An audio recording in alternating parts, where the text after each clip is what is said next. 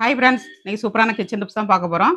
எதை பற்றி டிப்ஸ்னால், நம்ம வெங்காயம் கோதுமை மாவுலாம் வச்சு ஈவினிங்கில் ஸ்நாக்ஸ் பண்ணோம்னா கொஞ்சமாக எள்ளு மேலே தூவி பண்ணுங்கங்க. நம்ம எள்ளு வந்து தானாக நம்ம சாப்பிட மாட்டோம். கொஞ்சம் நம்ம சாப்பிட்ற சாப்பாட்டில் மேலே போட்டு கொடுத்தோம்னா குழந்தைகள் வந்து ஹெல்த்தியாக இருக்கும். அதனால் இந்த எள்ளை போட்டு பண்ணி கொடுங்க. டேஸ்ட்டும் அட்டகாசமாக இருக்கும், ஹெல்த்தியும் கூடங்க.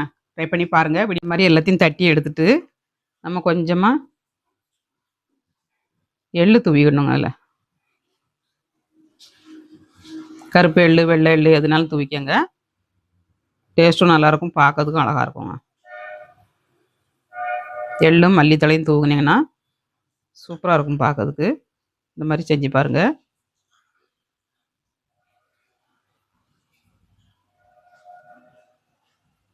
இந்த மாதிரி தழை கொஞ்சம் கொஞ்சம் மட்டும் வச்சுக்கலாங்க.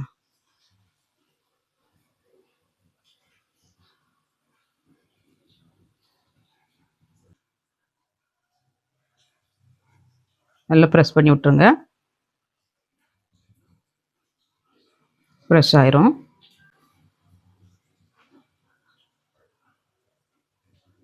இதாச்சு. இது மாதிரி மிச்சம் இருக்கிறதுலையும் பண்ணி எடுத்துக்கலாம். எவ்வளோ எம்மியாக இருக்குன்னு பிச்சு காட்டுறேன் பாருங்கள். சூப்பராக இருக்குங்க. டிப்ஸ் தான் லைக் பண்ணுங்கள்.